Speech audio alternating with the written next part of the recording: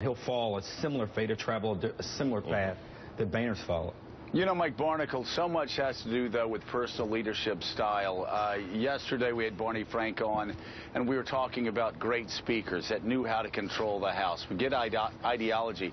Who were strong leaders that could make the House work for them and their party?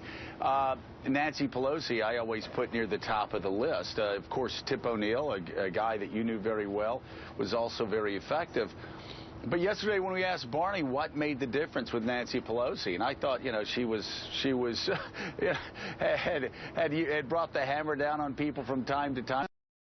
Stories about how tough she was. Barney said, no, she just knew the members. She made the members her interest. She knew what they needed. She knew what they wanted. She had personal relationships with all of them. And so she knew how to control the caucus and when to ask for favors, and she would get them.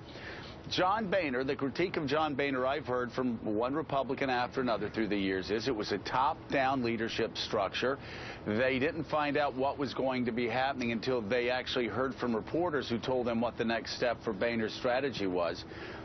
And it seems to me if Paul Ryan has a bottom-up approach instead of a top-down managing approach, then I think we might be surprised at how effective he may be. But I'm not sure if he's going to do that any more than John Boehner. We'll have to see. I'm rooting for your approach, Joe. Joe, I question whether anything will work at this particular point in time. I question whether too many people who get elected to Congress want to go to Washington to govern.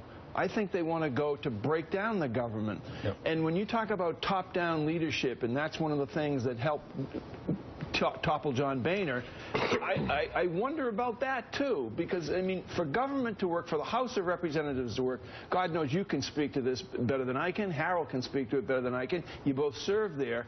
But one of the keys to governing in the House, it seems to me from watching it, from observing it over the course of the years, is you also had, in addition to a speaker, like Nancy Pelosi, like Tip O'Neill, you had strong committee chairs who could control their committees. Yesterday, you saw a committee chair who seemingly either lost control of his committee or said, you know, do whatever you want to do. That's not the way it's going to. That's not the way it works. But Harold,